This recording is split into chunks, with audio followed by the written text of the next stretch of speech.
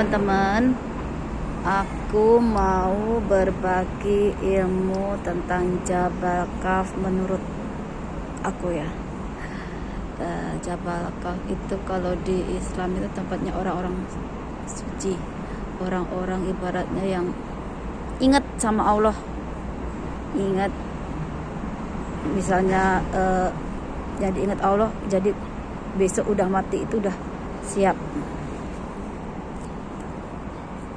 Bagiku Jabal Kaf, aku percaya ya, memang tempatnya orang-orang suci. Tapi orang suci itu nggak harus dari Islam. Orang suci itu bisa dari Hindu, Buddha, Katolik, Kristen, dan penganut kepercayaan. Karena apa? Karena yang suci itu ruh. Ruh kalau suci ya bertemunya dengan ruh-ruh yang suci. Ibaratnya Nabi Musa ketemu Nabi Muhammad ketemu Nabi Isa ketemu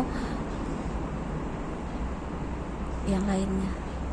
Dan leluhur kita itu juga, kalau ruhnya suci,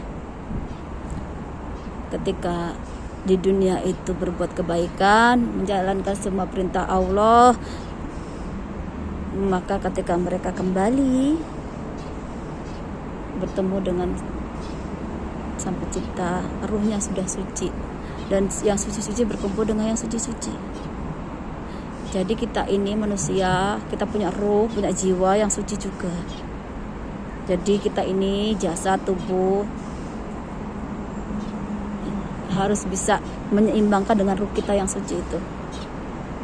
Kita kalau udah kena ruh kita ini akan, jasad ini akan nurut sama ruh kita, akan mengimbangi ruh kita. Kenapa? Karena ruh sama jasad itu kesatuan. Karena ibaratnya kapal, ruh itu nahkodanya, dan badan ini yang menjalaninya. Jadi kalau ruh suci berarti kita, badan ini berbuatnya kebaikan. Jadi kalau mati, ruhnya kembali ke asalnya itu suci, dan badan kita, jasad kita ini kembali ke bumi, keadaan suci juga. Tapi kalau kita di dunia ini berbuatnya buruk, hati kita itu mati, kita itu gak bakalan kenal ruh kita. Kita itu gak bakalan kenal jati diri kita sendiri.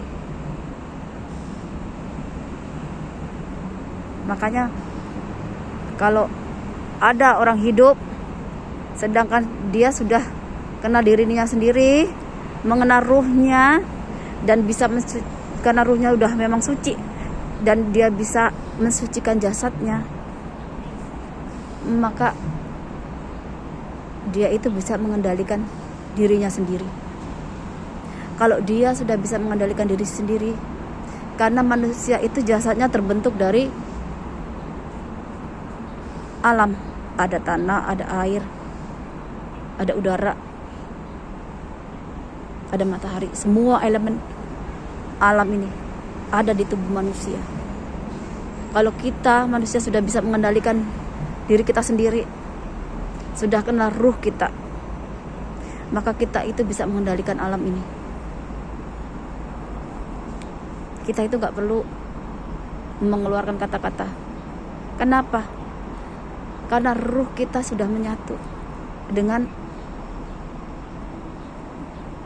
badan kita, jasad kita ini sudah terkoneksi jadi satu. Makanya kadang-kadang kalau kita dizalimi orang itu gak perlu kita ini mengeluarkan kata-kata kotor, kata-kata yang menyakitkan. Kenapa? Cukup di batin aja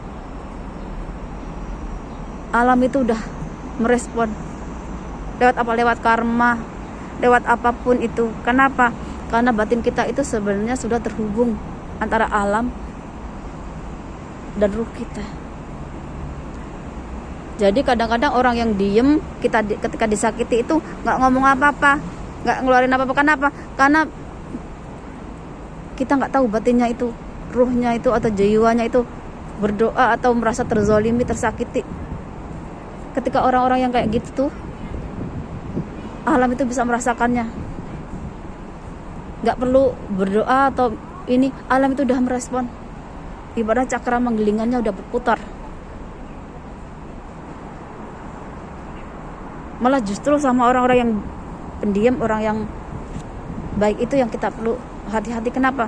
Karena batinnya itu, hatinya itu, batinnya itu, ruhnya itu, jiwanya itu selalu terhubung sama Allah dengan sabaran, dengan keikhlasan, ketakwaannya.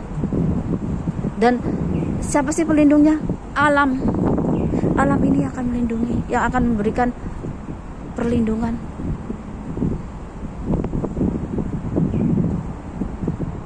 Tuhan itu punya malaikat, punya leluhur, siapapun. Kalau orang itu di masa hidupnya berkelakuan baik, dia itu kalau minta sama Allah, Allah aku punya anak cucu yang aku pengen lindungi, diizinkan sama Allah. Makanya saya ngomong, saya bisa membuktikan ya. Saya ini ibaratnya kalau saya disakiti orang, saya diem. Walaupun sakit di batin, sakit di dada. Kenapa? Saya tahu nanti Allah akan menggantinya dengan kebaikan. Alam itu akan memberikan keadilannya sendiri. Karena apa? Karena kita itu kalau beragama, kita percaya sama namanya hukum sebab akibat, karma. Jadi kalau kita mau sampai ke ibaratnya ke tempat yang suci, ruh kita itu juga harus bisa ibaratnya gimana mensucikan jasmani kita, gak cuma rohani aja. Makanya jangan heran kalau ada orang masih hidup, rohaninya suci, dan dia udah bisa mensucikan dirinya, udah bisa mengalahkan hawa nafsunya sudah. Dan ketika dia itu terhubung dengan alam ini, maka apapun ibaratnya yang dia rasakan, alam itu akan merespon sama seperti yang dia rasakan. Kenapa?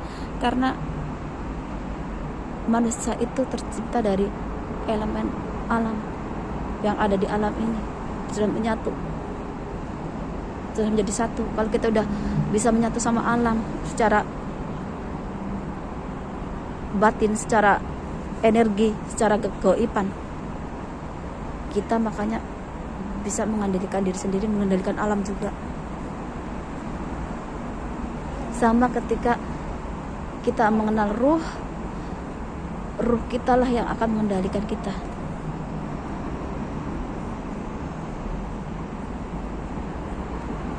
Kalau kita nggak bisa mengendalikan diri sendiri, itu karena kita itu belum mengenal ruh kita belum mengenal jati diri kita.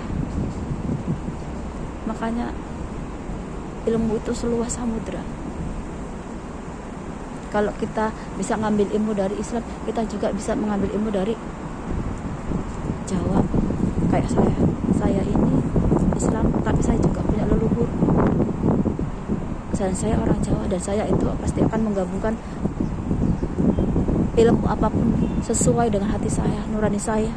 Karena apa? Karena saya yakin Allah itu selalu memberikan petunjuk agar kita dari hari ke hari menjadi lebih baik lagi. Itu tentang Jabal Kaf menurut saya ya, tempatnya orang-orang suci. Tapi gak cuman orang-orang suci dari Islam ya, dari agama manapun, selagi dia itu di waktu di dunia ini bisa melakukan kebaikan, menjalankan apa yang Tuhan perintahkan, maka ketika dia mati, ruhnya ke tempat yang suci, kumpul sama yang suci-suci.